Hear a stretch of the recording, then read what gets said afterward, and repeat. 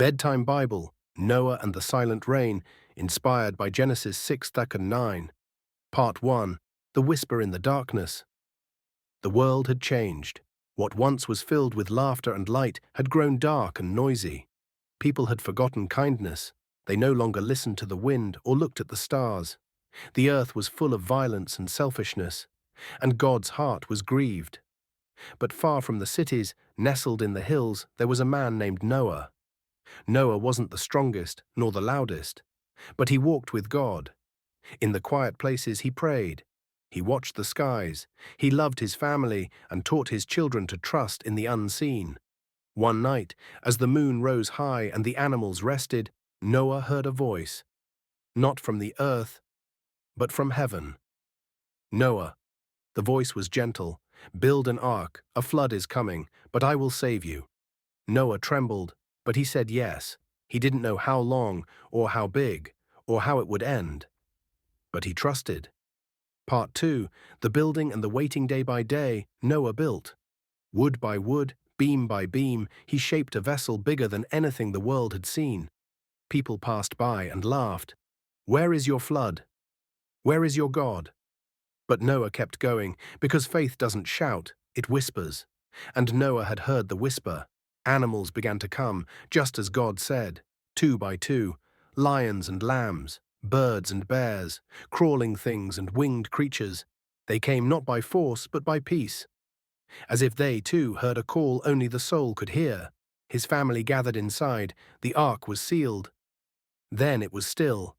No thunder, no rushing winds, just silence and waiting. Part 3, the first drop. Then it came, one drop, soft and light as a feather. Then another. The sky opened, not with fury, but with weeping. A gentle sorrow, like a world mourning its brokenness. The rain fell steadily, covering fields, trees, and towns. Rivers overflowed, mountains vanished, but inside the ark there was peace. The wood creaked, the lanterns flickered, but no water entered. God was their shelter. Every day was long, every night was longer. But Noah prayed. He remembered the voice. He remembered the promise. Lord, keep us safe, he whispered. We trust you, even in the rain. Part 4, the dove and the leaf. 40 days passed, then 50. The storm quieted, but the waters stayed. Noah opened a small window and let a raven fly out. It didn't return. Then he released a dove. It flew across the vast waters, but came back with nothing. Noah waited. 1 week later, he released it again.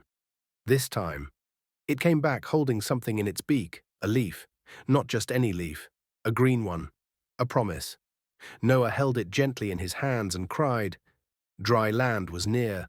Life would begin again. Part 5, the rainbow. Finally, the ark settled on a mountain. The door opened and Noah, his family, and the animals stepped into a quiet world. The air smelled of newness, trees stretched to the heavens, streams sparkled, all was clean again. Noah knelt to the ground. He built an altar of stones and offered thanks. Then God painted the sky with colors, red, orange, gold, violet, a bow of promise. I will never flood the earth again, said the Lord. This rainbow is my sign, my mercy, my faithfulness, my love. Closing reflection. And so tonight you rest, not in an ark of wood, but in the shelter of God's arms. Like Noah, you may not understand the storms, you may not see the land yet, but the rain is never wasted, and the rainbow always comes. Tonight may your dreams be filled with hope. May you float in peace, knowing that even when the world feels lost, God remembers you. Ending prayer. Father in heaven, when the world feels uncertain, let me rest in your faithfulness. Teach me to obey like Noah, even when others doubt. Help me trust that behind every drop of rain, you are working for my good. I lay down now in your peace. In Jesus' name, amen.